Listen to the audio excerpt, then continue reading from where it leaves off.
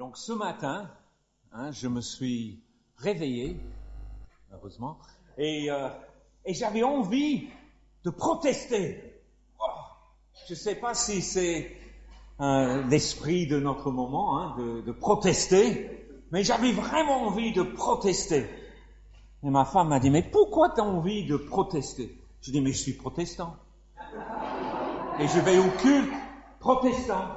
Et donc les protestants sont ceux qui protestent, n'est-ce pas? Est-ce qu'on proteste assez? Et vous savez que Luther, il en avait marre de la pensée unique de la religion de l'époque, qui ne demandait que de l'argent. Il vendait des indulgences pour construire la cathédrale à Rome. Bon, c'est bien fait, mais quand même, les gens devaient acheter leur salut. Et Luther, qui était sincère, il était moine, il dit, mais ça doit pas être comme ça quand je lis la Bible. Je lis pas que Jésus est venu, il a donné son sang, il a donné son corps, il est mort, il est ressuscité. Et il dit, voilà, il faut acheter un peu le ciel. Il faut acheter le ciel. Soit par sa propre sueur, soit par sa propre souffrance, ou soit par l'argent. Et de pousser à l'extrême, et il y avait vraiment une pensée unique à l'époque. Et donc Luther a protesté contre la pensée unique. Et je pense que c'est bien pour les protestants de protester contre les pensées uniques qui nous gavent quelquefois, par les médias et par toutes sortes de choses. On n'est pas dans le XVIe siècle, et les catholiques sont les bienvenus. Les catholiques sont les bienvenus chez nous, mais j'aimerais protester ce matin. J'aimerais protester. Et vous savez, Luther, il a protesté. Il a créé un environnement. Et nous avons le système solaire. Vous avez entendu parler du système solaire. Le système avec des planètes et tout ça. C'est un environnement. Mais l'environnement du protestantisme, c'est le système solar. Le système solar.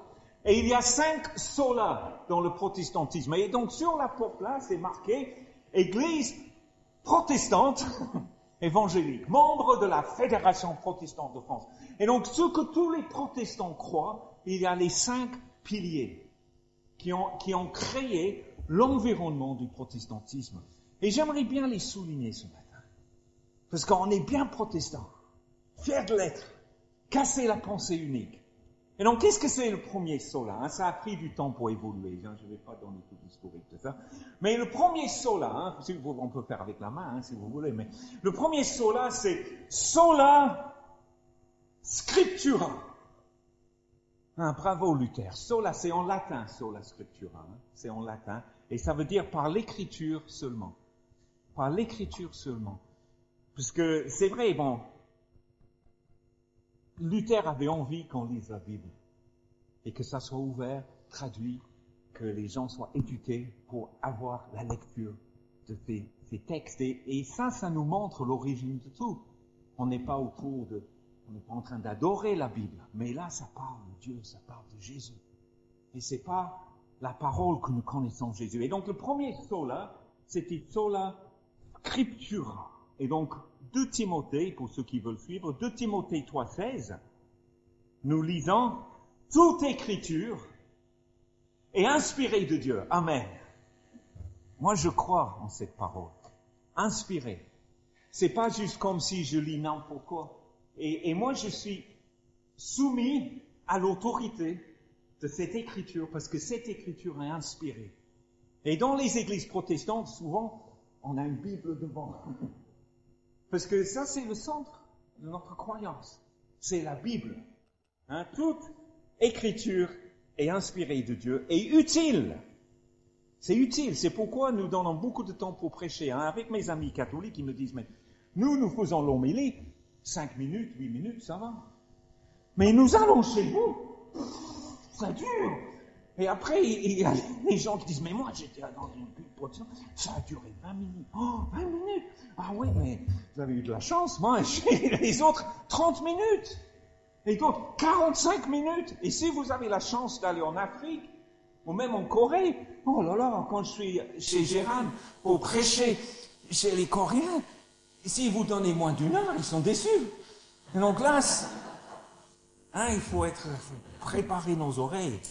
Et donc, utile pour enseigner, pour convaincre, pour redresser, pour éduquer dans la justice, afin que l'homme de Dieu soit adapté et préparé à toute œuvre bonne. Et donc, sola scriptura, par l'écriture seulement. On aime l'écriture. Et je vais vous donner 2 autres passages. Josué 1:8.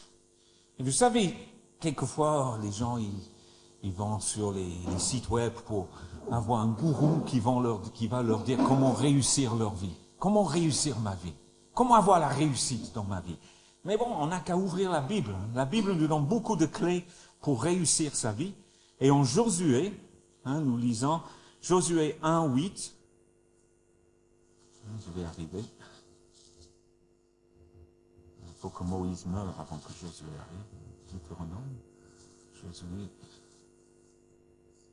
Donc, Josué 1:8. Donc, bien sûr, ils n'ont pas le Nouveau Testament à l'époque. C'est que le Tanakh, l'Ancien Testament. Mais le principe est pareil. Ce livre de la loi ne s'éloignera pas de ta bouche. Est-ce que, il y a un lien entre ma confession, mais je confesse pas n'importe quoi, je confesse ce que j'ai médité de la Bible. Est-ce que la parole est loin de ta bouche, auprès de ta bouche? Est-ce que vous avez une proximité avec cette parole? Quelquefois, je prends ma Bible, je sais que c'est un peu exagéré, mais j'aime donner un bisou à ma Bible. Bon, quand vous avez des téléphones portables et tout ça, ou les mobiles, c'est plus difficile, c'est moins intime. Mais il y a beaucoup de... il faut pas prendre ma Bible, c'est pas ce que vous allez trouver. Et donc, ce livre de la loi ne s'éloignera pas de ta bouche. Tu y méditeras jour et nuit. Wow. Pour observer et mettre en pratique tout ce qui est écrit. Car c'est alors que tu mèneras à bien tes entreprises, c'est alors que tu réussiras. Et quand quelqu'un il me dit, oh mais ma vie, c'est en miettes, c'est dur, c'est pénible, il n'y a rien qui marche, tout ça. Je dis, mais est-ce que vous prenez un peu de temps dans la Bible chaque jour? Oh, c'est pas, délivre-moi de tous mes démons. Non, mais avant ça, est-ce que vous prenez vous-même un temps de prendre des vitamines, d'être rempli de grâce, de pardon en Jésus-Christ? Parce que même quand vous sentez rien avec la Bible, vous prenez l'habitude de lire la parole, ça vous transforme. Ça fait 41 ans que je lis la Bible. Je lis la Bible en entier, chaque année. Et quelquefois, je suis en train de lire Lévitique, comment couper les sacrifices. Mais ça me transforme, même ça. Et d'autres moments, Dieu m'entoure de ses bras et je suis vraiment en communion. Mais apprendre à aimer la parole, ça nous fait du bien, ça nous fait réussir dans notre vie. Et après, Éphésiens 6:17. C'est une arme, la Bible. Quelquefois, on dit, paix. Les chrétiens, on est des bisounours. Mais on n'est pas. Notre lutte n'est pas contre la chair et le sang. Bien sûr, on va pas tuer les gens. Quelle horreur! Notre culpabilité du passé, chaque fois qu'on utilise le christianisme pour tuer l'être humain ou pour opprimer l'être humain, c'est terrible. Mais nous avons une lutte, nous sommes en guerre. Et nous sommes en guerre contre les puissances dans les lieux célestes. Éphésiens 6, verset 12, car nous n'avons pas à lutter contre la chair, contre les hommes, heureusement. Amen, amen, amen. Je veux aimer les gens, mais contre les principautés, contre les pouvoirs, contre les dominations des ténèbres d'ici-bas et contre les esprits du mal. Les esprits du mal. Il existe les esprits du mal. On n'a qu'à allumer la télé. Les esprits de destruction, les esprits de mensonge, les esprits d'oppression, les esprits de manipulation, les esprits de mensonge. On est en lutte contre ces esprits. Quand tu te lèves le matin et une petite voix te dit, t'es nul, t'es pas comme les autres, t'es moche, blablabla. Tu dis, c'est pas ce que le Seigneur me dit. Dans la Bible, il dit, par le Saint-Esprit en moi, tu es mon fils bien-aimé, objet de mon affection. Et je suis, non, allez, je refuse ça. Et c'est la parole. tu es en train de lutter. Et ça arrive à tout le monde. Soit on accueille toutes ces pensées négatives, toutes ces paroles mensongères, ou soit on réagit contre. Et Dieu nous donne une arme magnifique. Il y a plusieurs armes, je ne vais pas faire toutes les armes de Dieu, mais il nous donne une épée. Et il dit en verset 17, il dit, prenez aussi le casque du salut et l'épée de l'esprit qui est la parole de Dieu. L'épée de l'esprit qui est la parole de Dieu. Alors là, quand on gagne, grande épée, Braveheart, ce n'est pas comme un Highlander écossais, tu luttes là avec la parole dans ta bouche, dans ton cœur. Et pour moi, on peut vraiment faire la guerre contre toutes ces pensées uniques. C'est ça, la Bible te donne la possibilité de ne pas être victime des pensées uniques. Parce que ça te donne la pensée de Christ. Ça te donne une unité dans la diversité. C'est vraiment le protestantisme à libérer la liberté de la pensée. Quelquefois pour le bien, quelquefois pour le pire. Mais ça nous a libérés de tous les dictateurs. Et je pense aujourd'hui, j'en ai marre quelquefois. J'en ai marre. Parce que moi, je veux me libérer de ces pensées uniques, du wokisme. Je le dis, je suis pas wokiste, moi. Et c'est cette Bible qui me libère, parce qu'il y a une vérité. Et donc, tous ces pensées, je dis, voilà, la Bible dit. Et après, je vais être libéré de toutes cette pensée unique du matérialisme.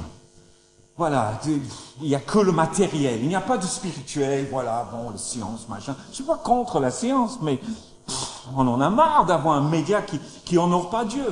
Et donc là, cette Bible honore Dieu. Et même le pensée unique de l'islamisme. Bon, bienvenue, nos frères. On vous aime, on vous accueille, mais Jésus est mort sur la croix. Il est ressuscité. Et si vous niez ça, c'est l'esprit de l'Antichrist. Et bon, ça ne veut pas dire que je suis contre vous. Je vous embrasse, mais je suis contre tout. Oh oui, mais quand même la Bible a été changée. Non, mais arrête. Et là, je veux proclamer ce matin, je proteste sola scriptura. Sola scriptura, parce que même les églises, on est en train d'embrasser tout le monde. On embrasse tout le monde, on dit, oh mais c'est pas grave, ouais, même si le Coran dit Jésus n'est pas mort sur la croix, bon, on est tous frères. Non, c'est une contradiction. Soit il est mort, il est ressuscité. Et Paul dit, si on ne croit pas à la résurrection, on est les plus malheureux des hommes. Donc si Jésus n'est pas mort, il n'y a pas de résurrection, on reste dans nos péchés, on reste soumis à la mort. Mais la bonne nouvelle, c'est que Jésus est mort sur la croix et que Jésus est ressuscité. Et cette parole me donne de l'espérance. Et je veux casser cette pensée unique. Parce que ça monte aussi aujourd'hui. Alors peut-être on n'a pas le droit. Bien sûr, j'aime, je prêche pas la haine. Je prêche l'amour parce que la Bible me dit ça. Mais il n'y a pas d'amour sans vérité. Il n'y a pas d'amour sans vérité. Et donc, sola scriptura, ça nous donne la vérité. Bon, ça, c'est le premier. Vous avez 4 autres. Je vais être plus vite avec les autres. Calme-toi, Robert. Calme-toi. Et donc, sola fides. Sola fides. Ça veut dire, en latin, mais par la foi seulement. Ça, c'était Luther un jour, il lisait Romains, l'épître de Romains, un homme éduqué à l'époque. Et tout d'un coup, il lit Romains 5, 1. Romains 5, verset 1. Et il tombe sur ce verset. Étant donc justifiés par la foi. Waouh! Et ça, c'est le fondement du protestantisme. Justifiés par la foi. Et on n'est pas justifié par les œuvres. Ça ne veut pas dire qu'on ne va pas faire des œuvres après la foi. Mais on n'est pas sauvé par nos œuvres. On n'est pas sauvé par des indulgences. On n'est pas sauvé par ce que nous faisons. Mais nous sommes sauvés par ce que Dieu fait pour nous. Et ça nous donne une humilité. Ça nous donne une capacité d'accueil. Parce que le moment que nous faisons quelque chose, on rend Dieu un peu redevable. Et ça, c'est horrible. Ça, c'est presque le paganisme. Dieu n'est pas obligé de nous faire quoi que ce soit. On reçoit par grâce tout ce qu'il a fait. Et il a donné le grand paquet. Il nous a justifiés par la foi. Ça veut dire, qu'est-ce que c'est justifié par la foi? Ça veut dire, il faut juste croire que Jésus est venu, qu'il est né de la Vierge Marie, qu'il a marché, il a fait des miracles et tout ça, et après il est mort sur une croix en disant tout est accompli, en versant son sang, en disant Père pardonne-leur, ils ne savent pas ce qu'ils font. Et après qu'il était dans le tombeau, et après, dimanche de Pâques, il est ressuscité. Et on croit ça, même un enfant peut croire ça. Mais croire, comme on dit, il faut croire avec le cœur. Il faut croire avec le cœur. Et donc, étant justifiés par la foi, nous avons la paix avec Dieu par notre Seigneur Jésus-Christ. Amen. Justifiés par la foi. Mais quelle libération! Je suis libéré de devoir gagner mon salut. J'ai reçu mon salut par la foi. Et après, c'est Acte 16-30 quand même, parce que les apôtres, ils sont allés prêcher après. Et tu sais, il y avait un geôlier, et il s'est repenti en prison devant la prédication de Paul. Et il pose une bonne question. Acte 16, verset 30. Il dit ceci. Il dit, c'est le milieu de la nuit et tout ça, et il pose une question. Il dit, Seigneur, quand il parle à Paul et Barnabas, que faut-il que je fasse pour être sauvé? Bon, c'est une grande question quand même de l'humanité, c'est une question existentielle. Qu'est-ce que je dois faire pour être sauvé? Il faut aller à l'église tous les dimanches et donner la dîme, ça peut suivre. Il faut être, je sais pas. Mais qu'est-ce qu'il faut faire pour être sauvé? Et tu sais, ça c'est tout proche, c'est l'apôtre Paul, il est tout près, il vient d'avoir une vision de Jésus, tu sais. Il connaît, il est en train de créer la doctrine de l'Église, et lui, il répond, crois au Seigneur Jésus, et tu seras sauvé. Quelle simplicité, quelle beauté de croire au Seigneur Jésus, et tu seras sauvé. Acte 16, verset 31. Allez, donc sola scriptura, sola fides. Mais la foi est aussi très proche de la grâce. Parce que si on a la foi, on est sauvé par la foi et par les œuvres, mais ce n'est pas à cause de notre mérite non plus. On est gracié. Et même si on est mauvais, même si on est pécheur, on est gracié. Et ça, c'est un peu scandaleux quand même. Parce que on peut dire c'est trop beau, je peux pécher comme je veux. Et je dis pardon. Et après je suis sauvé, je suis gracié. Mais c'est comme ça, mais je dirais un peu plus après. Mais je veux souligner que la grâce est vraiment un cadeau. C'est comme si tu gagnes le loto. Tu es content, tu dis waouh, j'ai gagné 1 milliard d'euros. Je peux faire tout ce que je veux. Et quand tu sais que tu es gracié, c'est comme si tu es libre. Tu es libre, tu peux vivre ta vie comme tu veux, sans contrainte. Surtout sans loi. Il n'y a pas de loi. Il n'y a pas de loi. Parce que la loi, maintenant, est inscrite dans ton cœur par le Saint-Esprit. Mais il n'y a pas une imposition. Moi, je n'aime pas dire aux gens, ça c'est bon, ça c'est mauvais. Toi, tu ne dois pas faire ça. Toi, tu dois faire ça. Bon, je laisse le Saint-Esprit. Je veux que le Saint-Esprit parle. Et si... Bon, dis une écriture avant de trop parler. Éphésiens 2, 8. Éphésiens 2, 8. Sola gratia. J'arrive. 2, 8. C'est par la grâce, en effet, que vous êtes sauvés. Par le moyen de la foi, justifié par la foi, mais c'est par la grâce que vous êtes sauvés, par le moyen de la foi. Et cela ne vient pas de vous, c'est le don de Dieu. Ce n'est pas par les œuvres, afin que personne ne se glorifie. Et vraiment, ce cadeau de la grâce, sola gratia. Mais les gens, même quand Paul prêchait, ils ont dit, mais est-ce qu'on doit pécher plus pour qu'il y ait plus de grâce? Parce que là où le péché s'est amplifié, la grâce a surabondé. Quand il prêchait premièrement, les gens ils disaient ça, mais quel scandale! Et c'était une sorte de scandale des protestants, parce qu'on dit, on laisse les gens pécher, il n'y a aucune crainte, il n'y a aucune loi, ils font ce qu'ils veulent. Mais allez, je vais répondre un peu avec Paul Tillich, d'accord? C'était un gars qui étudiait Luther, c'était un protestant très érudit. Et il a une jolie phrase que j'aime. Il dit, c'est cette grâce, et cette grâce, c'est l'incarnation de Christ mort pour toi sur la croix. Ce n'est pas juste une idée philosophique, c'est une incarnation de la personne de Jésus. Jésus, il incarne grâce. Il n'y a pas un truc bizarre, absurde, là, une idée qui s'appelle grâce. Cette grâce, c'est la personne de Jésus, de son œuvre qui est en toi. Et il dit, c'est cette grâce qui me réconcilie avec moi-même. Il faut avoir beaucoup de grâce sur toi-même. Il y a les gens qui crucifient eux-mêmes, ils sont plus légalistes que Moïse contre eux-mêmes. Oh, je jette les pierres tous les temps contre Jésus. Tu te lapides tous les matins. Arrête de te lapider. Je te le dis au nom de Jésus. Arrête de te lapider. Jésus dit, moi, je te pardonne. Non, mais il faut un peu de lapidation. Non, arrête de te lapider. Cette grâce me réconcilie avec moi-même. Avec les autres. Ah, merci Seigneur. Merci Seigneur. Et le monde, même je dirais, la vraie écologie, c'est par la grâce, d'être réconcilié avec la création, mais par la grâce. Et bien sûr, avec Dieu. La grâce me réconcilie avec Dieu. Et donc, il y a toute cette réconciliation. Et donc, Paul Tillich, il dit ceci. Bon, c'est un mot un peu philosophique, mais il dit, l'éthique sera une réponse à cet amour premier. L'éthique, ça veut dire bien se comporter. Bien se comporter sera une réponse à cet amour pur. Et vous savez, ma femme est tellement gentille avec moi. Tellement gentille avec moi. Même comme... Et quand elle te caresse les cheveux, et te fait un bon...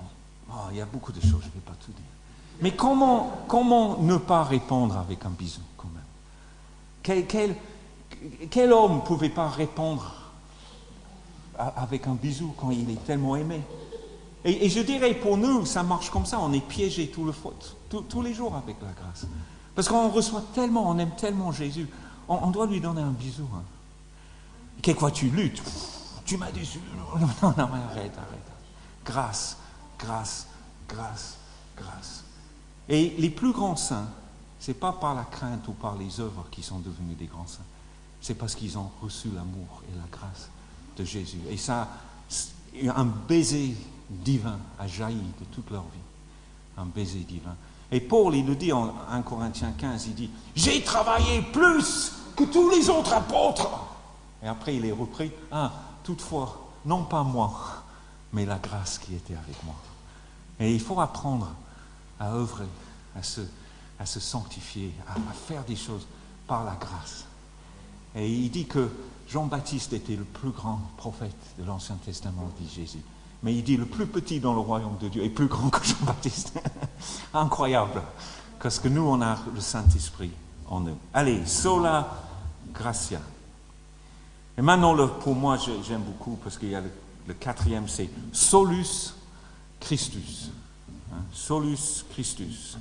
Et donc, acte, alors voilà, Christ seulement, solus, je vous ai déjà donné un bon cours de latin, vous parlez couramment le latin maintenant, solus Christus. Et donc, acte 4, 12. Et voilà, il y a beaucoup de gens qui aimeraient enlever ce verset de la Bible. Mais sola scriptura, j'y crois, et donc c'est pour ça que je suis missionnaire. C'est pour ça que je prêche l'évangile.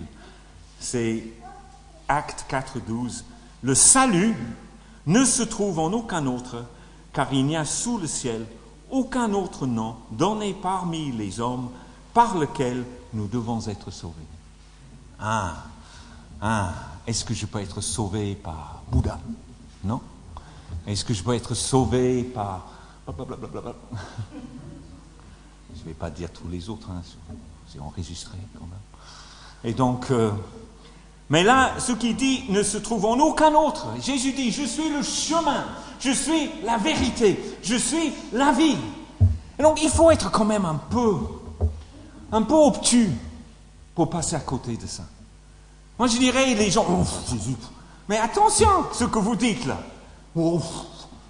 Mais vous basez votre existence sur quoi? Votre avenir.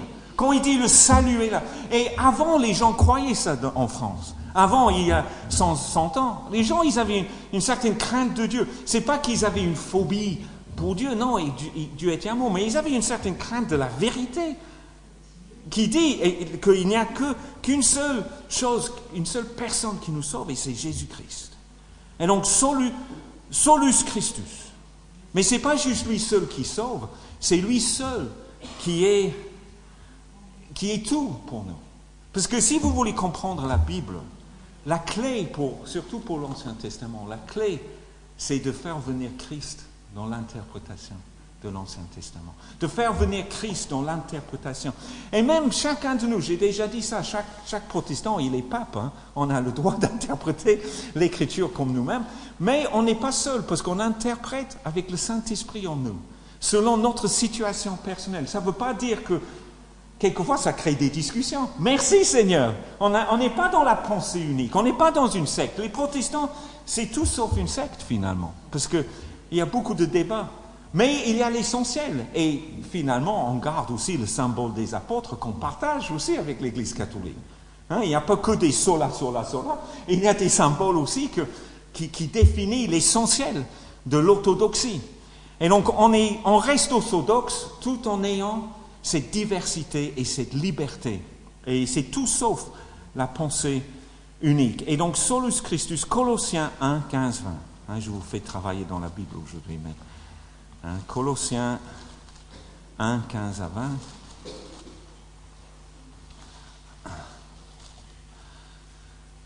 Et donc, Colossiens 1, 15 à 20.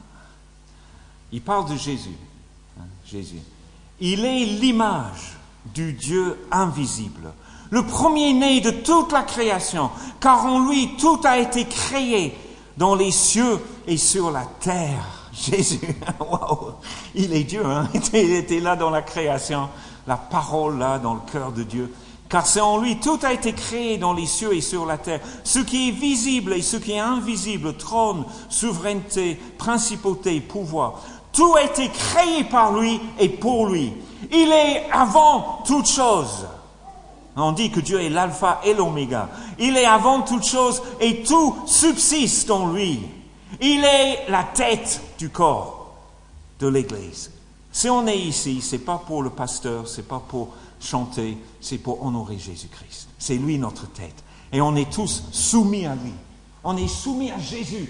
Et on voit Jésus dans nos frères et sœurs, on voit Jésus dans la liturgie. Nous, on a une liturgie chantée, mais on voit Dieu dans la parole de la liturgie. On le voit dans la Sainte Seine, on le voit dans la prédication, j'espère. Mais voilà, on est là pour Jésus. On est là pour rencontrer Jésus, parce que Jésus n'est pas juste une sorte de personnage historique, il est vivant aujourd'hui. Bon, il est invisible à nos yeux, mais il habite là, dans nos cœurs. Il est là par le Saint-Esprit. Et donc, il est la tête. Il est la tête du corps de l'Église. Il est le commencement, le premier-né d'entre les morts, afin d'être en tout le premier. Car il a plu à Dieu de faire habiter en lui toute plénitude et de tout réconcilier avec lui-même, aussi bien ce qui est sur la terre que ce qui est dans les cieux, en faisant la paix par lui, le sang de la croix. Amen. Et le dernier, ça c'était Christ. Et le dernier, tu sais, quelquefois c'est sola, quelquefois c'est solus, quelquefois c'est solis, ça dépend si c'est masculin, féminin. C'est un peu comme en français, l'eau là. Et donc, soli Deo Gloria, à Dieu seul la gloire. Ça c'est le dernier. À Dieu seul la gloire. J'aime beaucoup ça. À Dieu seul la gloire. Ça veut dire, on n'est pas là pour donner la gloire à un homme. Et vous allez remarquer que les protestants, on ne prie pas les saints, on ne prie pas Marie, même si j'ai beaucoup d'admiration pour Marie, et je crois beaucoup, dans la Bible quand je la découvre, mais les protestants, on est allergiques à la prière de toute autre personne, on ne prie pas les morts, c'est quand même un peu juif comme ça, tu vois, on est allergique, parce qu'à Dieu seul la gloire. C'est lui seul, on est contre l'idolâtrie. Et on ne jette pas les pierres juste à une autre religion, mais je dirais, on peut avoir un amour trop grand pour l'argent, ou un amour trop grand pour sa propre personne, et tout ça. Et il ne faut pas que la gloire revienne à une autre personne. Ça ne veut pas dire qu'on doit détester d'autres choses ou démolir d'autres choses, mais à Dieu seul la gloire. Et ça, c'est une marque de fabrique pour nous. Une marque de fabrique, à Dieu seul la gloire. Alors là, je ne vais pas dire beaucoup là-dessus, parce que je pourrais, mais je vais juste aller dans l'Ancien Testament.